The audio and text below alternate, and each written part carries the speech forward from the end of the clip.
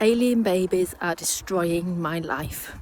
Well, when I say destroying my life, when I say alien babies, So what it is that I've got uterine fibroids, and these are non-cancerous tumours in the uterus, and I've probably got quite a lot of them. I was told that it's the equivalent of being about 20 weeks pregnant, possibly more.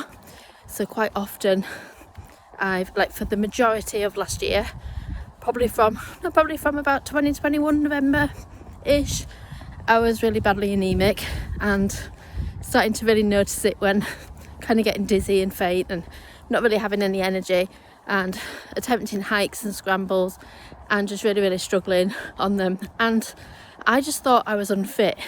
I was just like playing the standard Leslie card of, I'm not very fast, I'm really unfit, and it would really get me down. So actually discovering that I was anemic was actually quite refreshing, and then I said to the doctor, actually, I think I've got fibroids. Now I said that because I've had these before, these little aliens. People call them aliens, they are invaders. And anyone that suffers with fibroids, I really feel for you and us and all.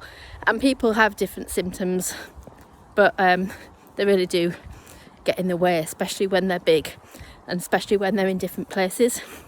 So what I was finding is that when it's the time of the month for me, I could practically cancel out a whole week, at least maybe 2 weeks every single month, where I'm literally in agony. Like, there's pain of the fibroids pressing in my body, the weight and the bulk of them, but also just imagine period pains, but like 100 times worse. So, and I've always had really heavy periods and really bad periods and really stressful times, and my mood's been affected. And I just, as a teenager and as early adult, I just thought that was what everyone dealt with. That was just the normal. It's kind of, well, for someone that hasn't had children, it's incredibly frustrating. But it's weird because I think we often have amnesia with regards to pain, because I could literally forget about the pain from 1 week to the next, and then along comes my period and I'm in agony again, and I can barely sleep, and I can not go for a walk at least.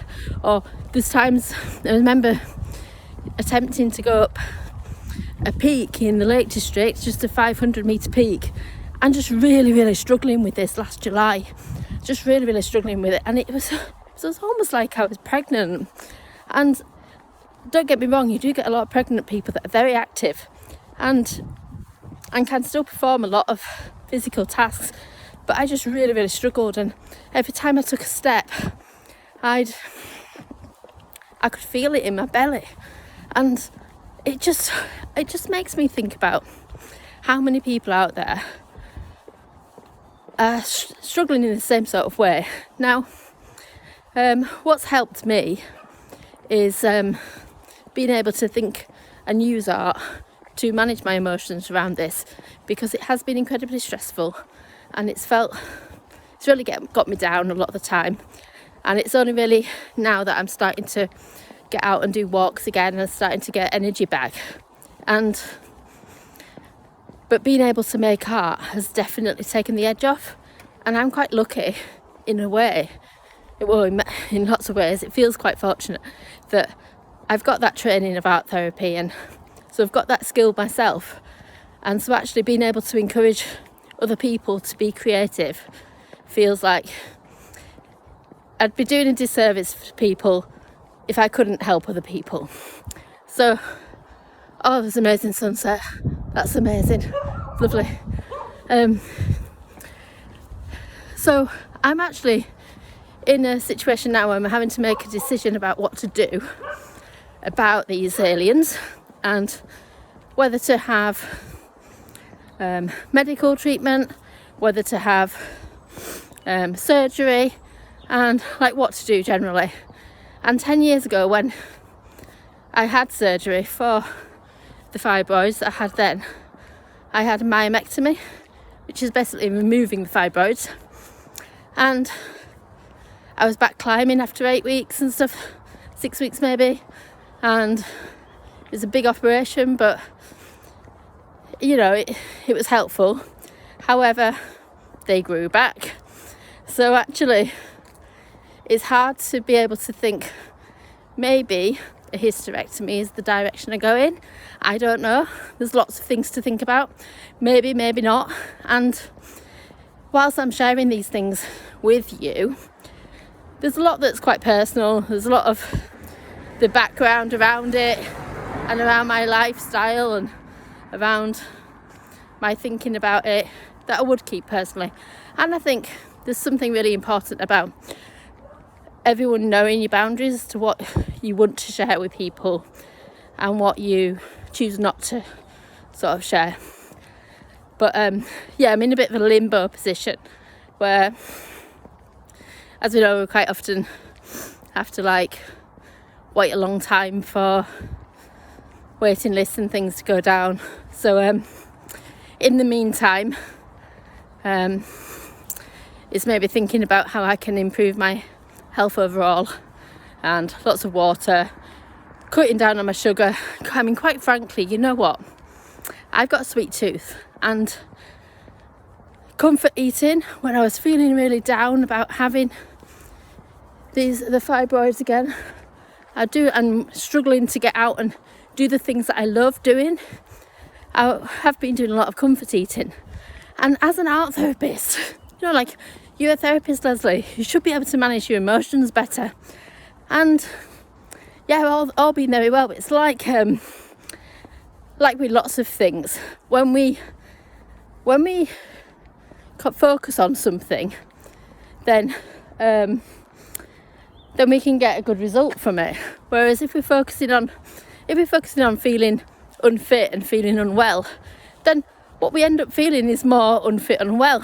Whereas if we're focusing on eating healthily and looking after our bodies and nurturing it, then we can feel healthier.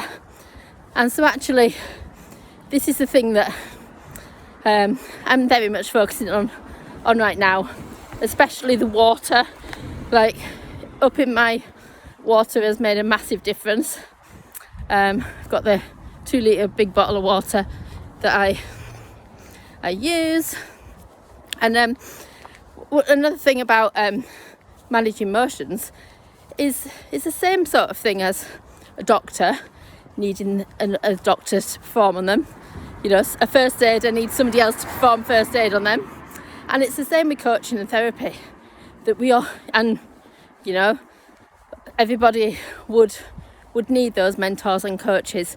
So actually, nobody's perfect, as I say. And people have kind of dips and waves of when they're kind of managing really well.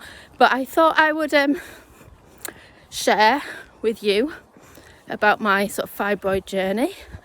And what I'm planning on doing is cranking up, like, whilst I've been using art, and that's been really helpful for me to, you know, as a fun activity, but also therapeutically, what I'm planning on doing is making a series of fibroid, women's health related artworks in order for me to really be expressing myself about this, because quite frankly, I feel like I've been lying to everyone, because I encourage everyone to be expressive and, you know, self-expression and everything. However, actually, by not being able to share this thing about me, I feel like I've been sort of holding back, you know what I mean? Which does feel a little bit frustrating, but I don't need to do that anymore. And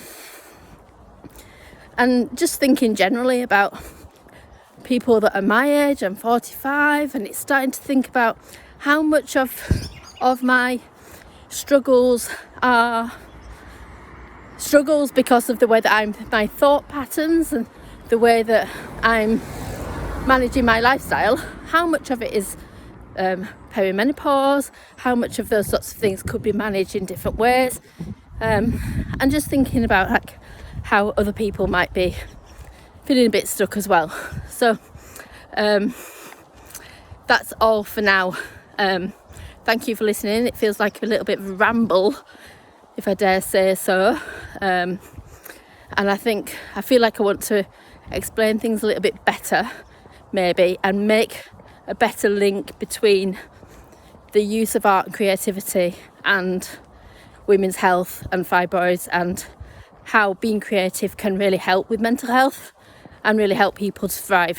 So catch you later. Bye.